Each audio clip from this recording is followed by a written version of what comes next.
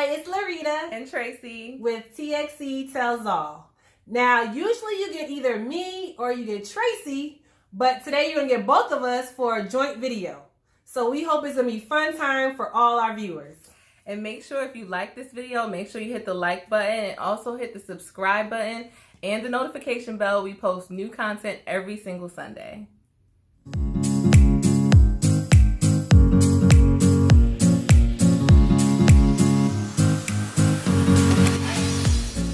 Okay, before we get into what you came here for today, I got to do a shout out to a Black-owned business. I'm wearing these Afro Scrabble earrings. You can get them from Tony Daly, Tonidaly. She's another YouTuber on here, but you can also go to her website. She has jewelry, she does wigs, all kind of accessories, everything. So check her out. And I am wearing my Black Girl Magic earrings today. I did not get them from Tony Daly, but my sister-in-law got them from New Orleans for me. So if you're ever in New Orleans, check out the street vendors. They have some really nice stuff. After the pandemic. Okay, so for this video, what we're going to do is something a little different. We took the commonly Googled lawyer questions and we put them in a little pot here, and I don't know what the questions are. We both put questions in here, and we're going to pull it out and have the questions answered and kind of see our responses to the questions. So stick with us so we can see what people were asking about lawyers. All right, so let's go with the first question for LaRita. I'm going to dig around in here and get a good one. Go to the bottom. All right, got my question. Let's see. Why do some lawyers charge a consultation fee? Oh, well, I work for the government, but I know why they do it. Because you're paying for someone's time. Basically, you're asking a question that perhaps it may not take them a long time to give you the answer, but you're paying for their time to listen to what you have to say and to give you an answer that's based on the legal knowledge that they obtained. And they had to pay money to obtain the legal knowledge, so they're passing on that cost to you, I assume. Mm-hmm. What do you think? Yeah, I mean, I think it's kind of like, you know, when you think about going to a therapist, for example, you want that person to sit down and listen to you and then hopefully use their knowledge of therapy or psychology to help you with the problem. So lawyers are doing the same thing, even though, you know, people might say what the answer's in your head. It's not always in your head. Sometimes you have to do some research, right. But you want that lawyer to sit with you and dedicate that hour or whatever to listening to your story and then hopefully giving you some advice from their legal expertise. So it's just like any service, you gotta pay for that. Right. And sidebar, if you haven't checked out our Do You Need Therapy video, check that out. We posted it last week with I guess Nolly Bedney on the TXC channel. Yep, check that out. Okay, let's see the next question for Tracy. Alright. Question is, what is the most stressful part about being a lawyer?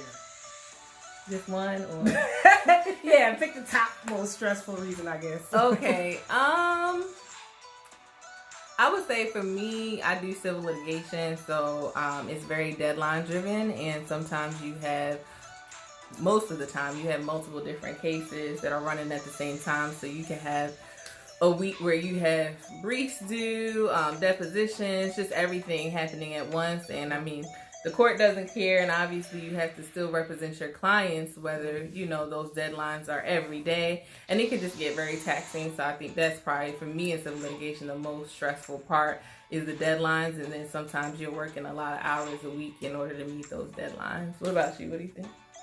I think I would say it depends on which field. I practiced several different types of law. I think when it was in the criminal field, it was like, oh, if I messed up, somebody's liberty is at stake. Like, they can go to jail. So, like, that's a lot of pressure. Like, somebody's liberty is at stake if you don't do the right thing. And even if you do the right thing, sometimes their liberty is still at stake. So if this is somebody's life literally in your hands, yeah, I think that's pretty stressful. So, yeah, that's real. That's real. Yeah. All right, next question for LaRita. Let's see. What makes lawyers happy? This is interesting. That's a good one.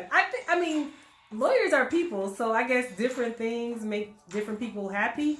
But I guess if you're just thinking from the legal perspective, like, we're happy if, like, we win a motion, or we're happy when we pass the bar.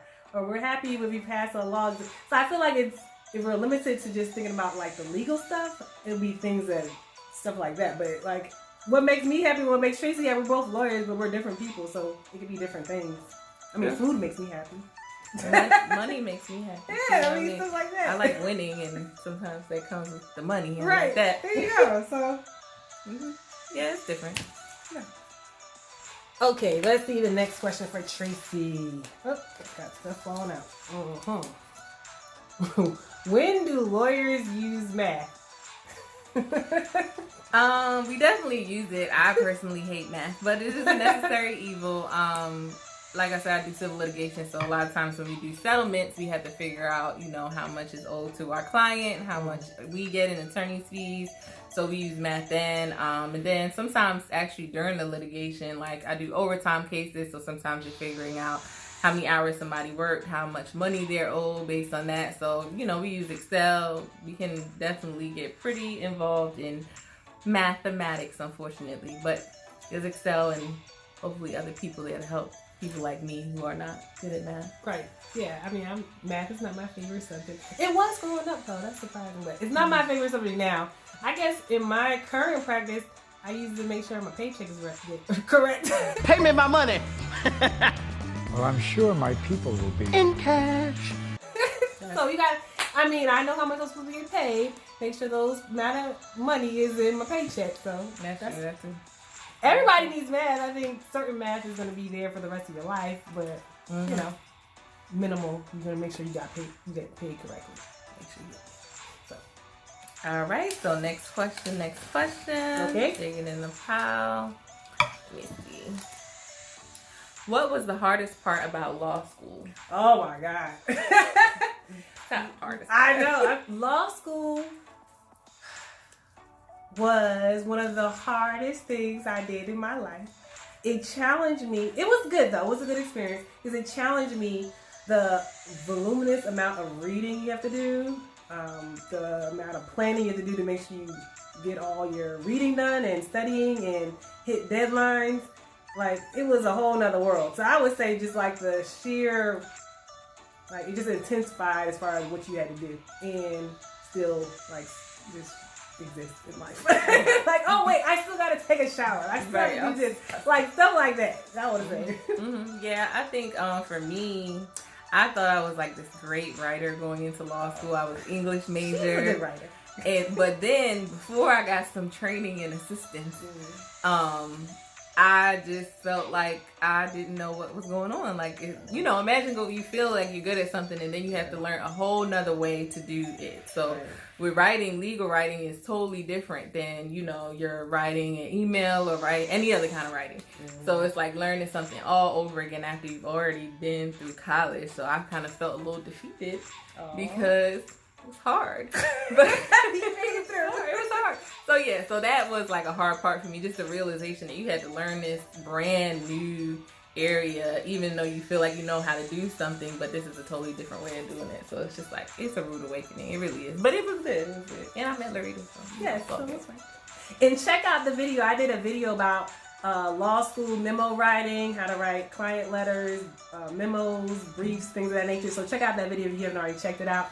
And comment below, if you're currently in law school right now, what do you think the hardest thing about law school is? I want to know, because it could be different. I mean, we share similar things, but you can be like, oh, this is the one thing. So comment below so we'll know what your hardest thing is and how you got past it. Okay, let's see. Next question. Let's get a good one. What's this one say? What was the hardest part about the bar exam? Oh, God. So, people just have these questions. Yes, the bar was hard for me. Actually, watch my video.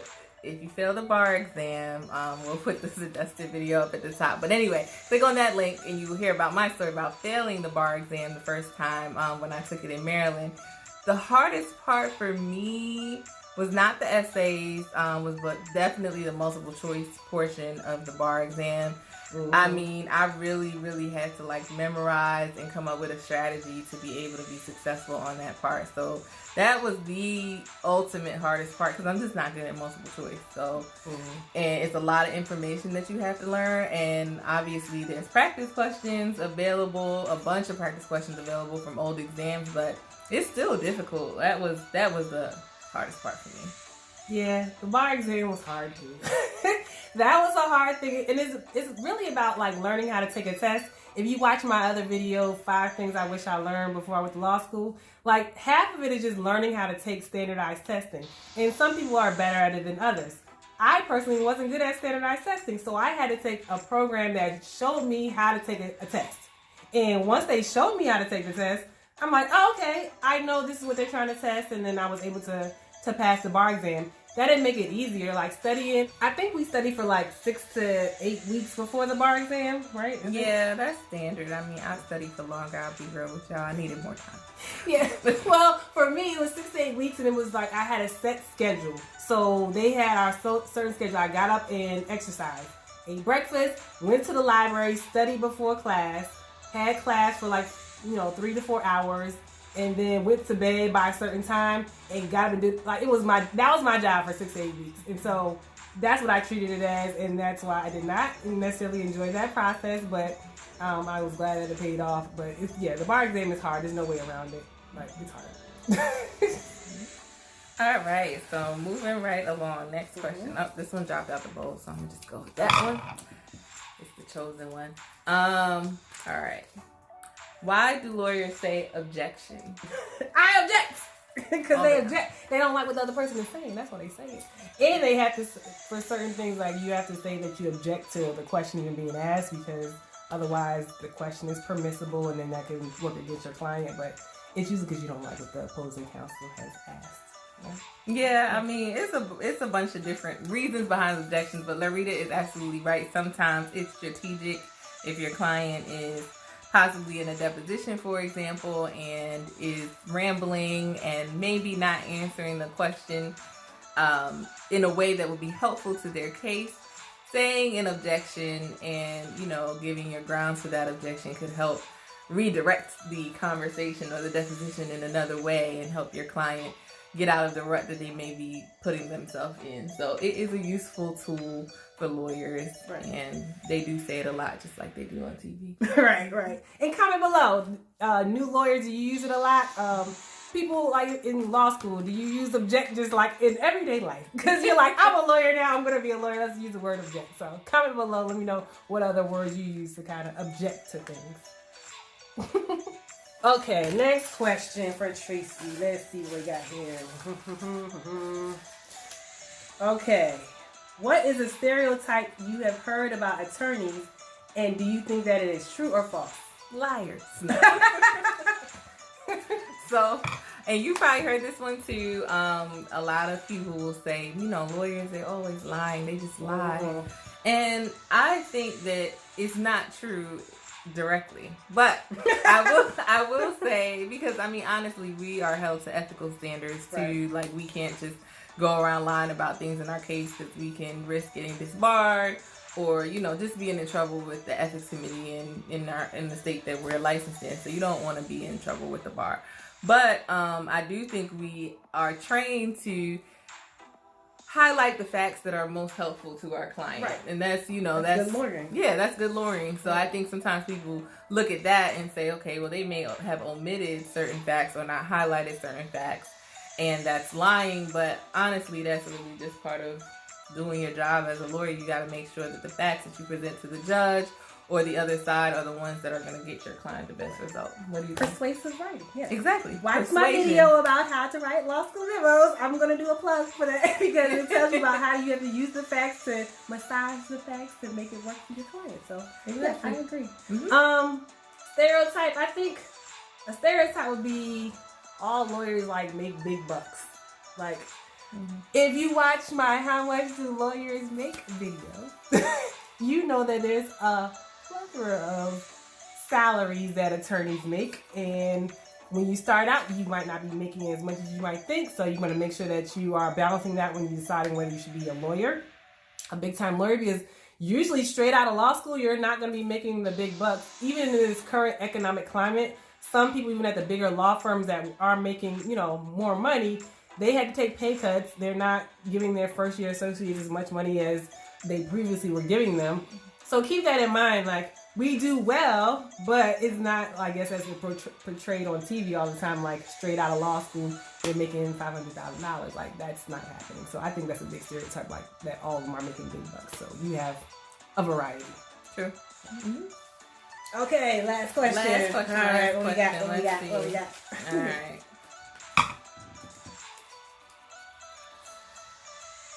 Why do people hate lawyers? They don't hate me. I don't know what y'all talking about. I'm hurt. Well, let's start with the premise that people don't hate lawyers. Let's start with that. But I think sometimes lawyers get a bad name because it's a hard job to do. And, I mean, somebody's got to win and somebody's got to lose. So maybe that's why people don't dislike it. But I feel like it's not personal sometimes. It's like, this is business. Like, you can have a business, you can win in a business transaction and still go out to drinks or be friends. Like, Tracey and I can go somewhere and be against each other and then we can still go out acting like it's a business transaction. I don't know if it's like, maybe outside people hate them? I don't know.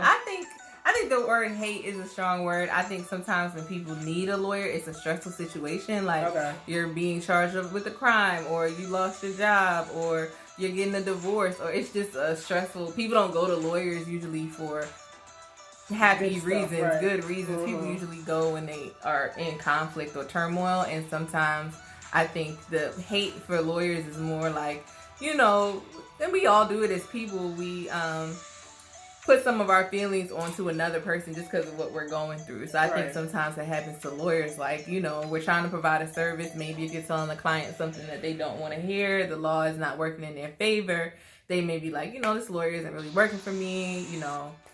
I hate her. But I don't think it's really hate. I just think sometimes it's frustration, and that's part of our job that we have to deal with. People are not in their best place when they need our help. So I think sometimes when people may not get the result that they want, even if we did a good job, they may be frustrated and upset with the lawyer, and it's really not personal. It's just what they're going through at that time. So I hope people don't hate. I know, we're nice. We try to be. Yeah, I try to be. We try to be kind to our clients and all that, but it is, like LaRita said, it's business, so it doesn't always go perfect. Okay, guys, I hope you enjoyed this joint video of us answering the commonly Google questions about lawyers. I had fun. It was kind of interesting to hear what people, had questions about. And if you haven't already, check out some of our other playlists. We have a personal finance playlist, law school playlist, just TXE Gets Personal things. So check it out in our playlist list on the tab. Yep, and make sure you hit that subscribe button, hit the like button on this video, and also make sure you hit that notification bell. We post new videos every single Sunday. So I think today, if you're watching this video, it's a perfect day to just binge watch TXE Tells All. We have a bunch of videos on there. I bet you can just watch all day, get a little glass of wine. It'll be a good time. You will be entertained. Yeah. So definitely check us out on TXE Tells All, and we'll see you hopefully next Sunday. See ya.